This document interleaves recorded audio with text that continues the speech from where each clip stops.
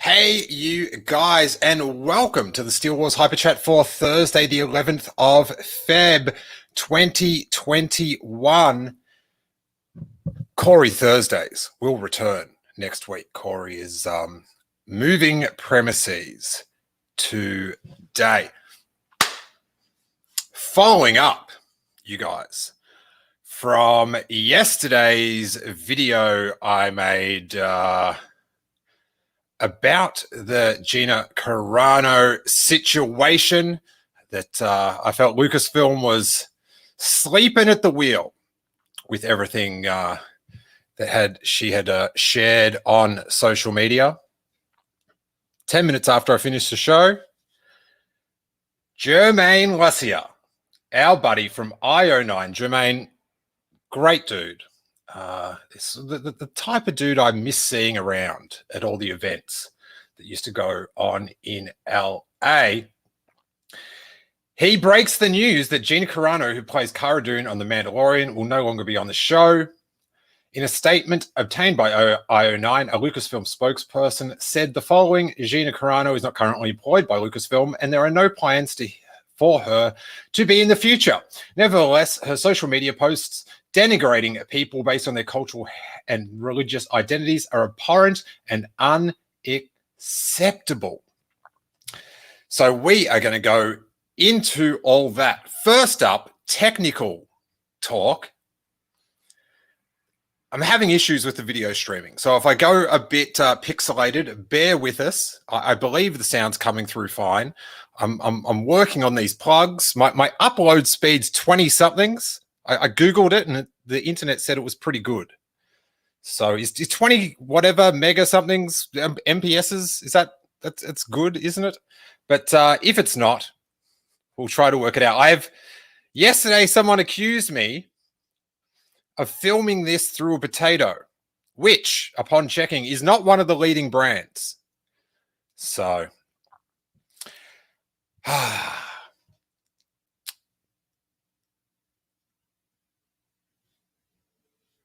looking at the chat, Stephen Mine would like to know some gossip about Corey. Him and Noah not getting along. No, Noah is following along. Devesh says, I'm looking a lot better. I appreciate that. Now, if you're enjoying the show, give us a thumbs up. Plenty of people giving us a thumbs down before the show started.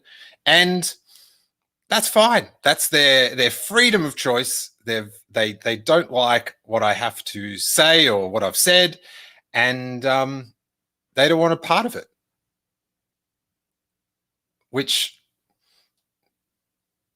for some way of thinking, is what has happened between Lucasfilm and Gina Carano. They don't want a part of it. So we'll finish up this article and we'll go through the timeline of events. I've got a lot of thoughts on the future of Cara Dune, the future of the character in Star Wars, which is also a big talking point. Caleb says my internet's a lot better than his, so it could be my computer's. It could be getting old. I don't know. Anyway, the news comes a day after in which the hashtag Fire Gina Carano trended on Twitter for hours. The night before, the actress shared an anti-Semitic story on her Instagram. It was soon deleted, but many fans captured it and shared it on social media. That, of course, comes after months of complaints about Carano's online presence, including mocking COVID mask mandates, spreading conspiracies about the United States election, liking posts disparaging the Black Lives Matter movement, and deriding pronoun usage. Carano's character, Cara Dune, was one of the main characters of the award-winning Disney Plus show, and it was assumed, though never confirmed, that she might play a role in the upcoming Star Wars Rangers of the New Republic show. Assumed, but never confirmed. In retrospect, very, very telling. Jason says, pick up a power converter for the computer. Interesting. Are you serious? Or are you making a Star Wars reference? Because I've got a thought on that. Let me know if you're joking with me or not.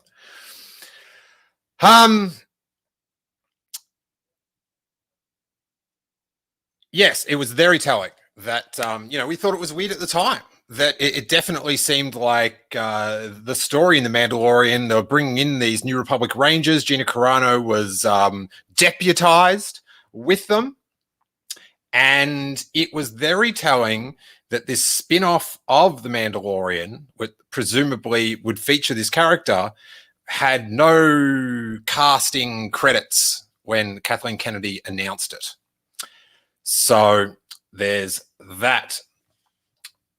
So good on ya, Jermaine. You're a champ.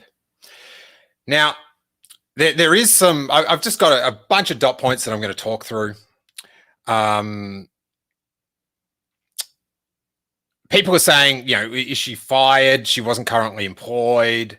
They said not currently employed. Does that mean she's not fired because she wasn't hired?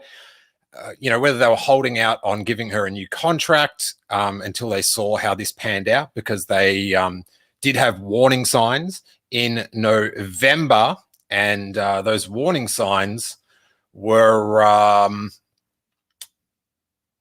also picked up by her publicist. ID, in the fall of 2020, dropped her as a client due to her social media activity. So undoubtedly, she was going to get used again in either The Mandalorian or The Rangers of the New Republic. Like, there is nothing at the finale of The Mandalorian season 2 that would make you think that she's not an ongoing character as she had been for the first 2 series. So whatever the wording is, she was going to get used again. And now it's not going to happen. A source with knowledge of Lucasfilm's thinking tells The Hollywood Reporter that they had been looking for a reason to fire her for 2 months, and today was the final straw. Also today, or yesterday, February 10th, the United Talent Agency dropped her as an actor. So obviously she would have had warning signs when her publicist dropped her, and there is no like logical way that she wouldn't have known about her ongoing role, presumably in Rangers of the New Republic, and that it wouldn't have triggered anything that she wasn't mentioned in the cast at all, whether it was her noticing or her agents noticing. That's the sort of things that agents are there to notice. They want their acts to, be mentioned during these big events. So presumably, logically, she knew that her use of social media was causing an issue and didn't believe it actually would. She kept going with it. And that's surprising that someone would risk this dream lift in their career, but it's also like someone that mocks mask use and doesn't believe that helps. And so she's not thinking the same way as I do. So Jordan Taylor says, if you're an adult, it's not hard to conduct yourself with decorum on social media. Hey, Jordan, I'd like to agree with you, but it's pretty hard. Trust me, from personal experience.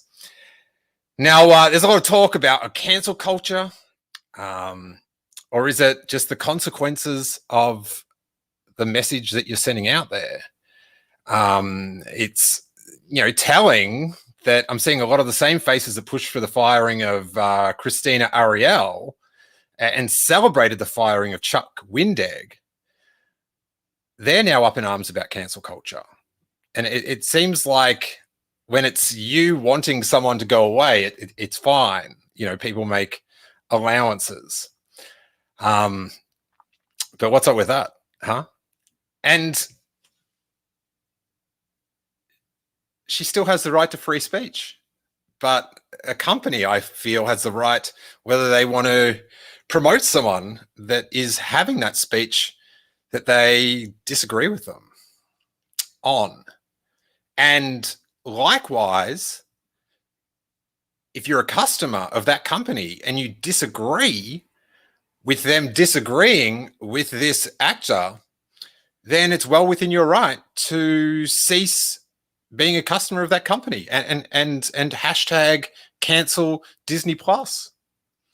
You've got the right to give me a thumbs down, to unsubscribe, to withdraw your support on Patreon.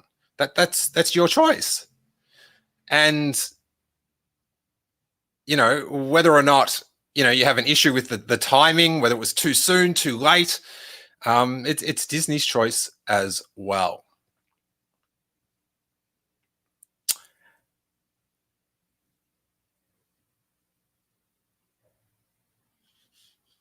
Lucas Saley says, it's just disappointing it has come to this.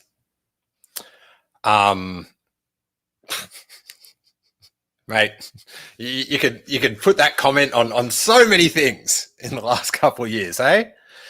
So, yeah. Now,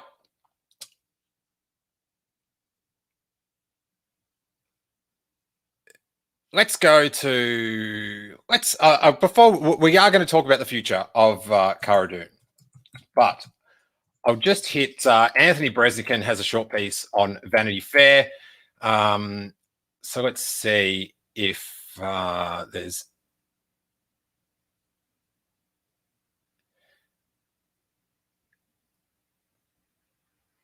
Here we go. The Discord on social media began after the first season, because I'm sure people that don't follow Twitter and stuff have maybe no even idea about this. Vanity Fair reported in November, when the fired Gina Carano hashtag first began trending, Carano's political tweets antagonized a wide array of fans. The pain was felt acutely by those who admired her character the most, including some who cosplayed as Cara Dune and hoped the spirit of the hero matched the feelings of the person performing her. Rather than de-escalate tensions, Carano continued to post inflammatory political remarks to social media, apparently crossing the line this week with the Nazi post. And as someone told the Hollywood Reporter, they were sort of reportedly just waiting for that one thing to go, all right, you're done. And, people have criticized they should have done it a lot sooner. And it's a giant company, and to pull the pin is a big decision on that. So I'm a benefit of the doubt on that, but which is the easy way out as well. You could criticize me for that. That's I would accept it. And begrudgingly. Rather than de-escalate tensions, Carano continued to post inflammatory political remarks on social media, apparently crossing a line this week with the Nazi post, which seems to have led Lucasfilm to end its connection with her. The post featured a photo of a woman in her underclothes running and screaming while being chased by boys with clubs. It is sourced to the German massacres in Lviv. I'm sure I'm mispronouncing that, and my apologies. Then within the borders of Poland in 1941. Since Carano is not currently filming anything related to Star Wars, she was not technically fired. There you go. But it is certainly clear that she will not be journeying any further through the galaxy. So there's that. Now, in my circle of fandom, there's two debates about this. One of them is what she should have been fired for, which is telling that there's a debate over which inflammatory tweet she should have. And the other is what should happen to the character, with some people saying that they love the character of Cara Dune, so let's just recast her. Now, guys, I would not wish that role on my worst enemy. The baggage that character now has with her, and the target you'd be painting on that actor's back who replaced it. Like, no sane actor with good representation would allow this to happen. You are putting a bullseye on your head, and you can like I thought the character was cool, but I think she's only in is she in 5 episodes? She's not central to the plot. You could do a Captain Panaka, and then was it Captain Typho as well, the cousin of, when Hugh Corshi wanted to get paid more money and see a script to do Attack of the Clones. But I kind of think I agree with Ed Altman, who says they don't need to mention her again. It's not like she has some deep relationship with the Mando. I think you poochie her. She's just not brought up again. I don't think having her die in have her ship explode. I don't think any of that is a good idea.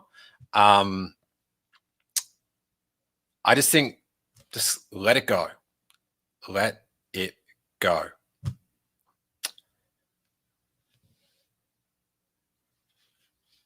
I reckon that's about it for today. I have comment if you wish in the comments below. I to be honest, the swearing, abusive, or just trolly comments, they're not going to make it onto the thing. So there's that. But if you've got an opinion and you can word it in a pleasant enough manner, be my guest. Be my guest. Appreciate the support to everyone, and yeah, be well. But I should tell you, tomorrow interview episode, Star Wars on Direct, will go live with a live premiere at 5 p.m. Pacific time. So the same time pretty much this started, but it'll actually be on time. And talking 20 years of Star Wars podcasting with Star Wars on Direct. And if you need a break from all this sort of business and you just want to hear about the joys of Star Wars fandom, you're in for a pretty sweet hour and a half. So thumbs up, thumbs down. It all helps the algorithm, so I'm told. But few would disagree, some more than others, that this podcast has gone on long enough. Hey, also this is an all-access Patreon episode. So if you're getting this on the iTunes feed for just $3 a month, you can get podcasts like this every day in your audio feed, or just check it out at youtube.com/Steele Wars. Thanks so much. Little plug at the end. What are you going to do? Hey? May that force be with you.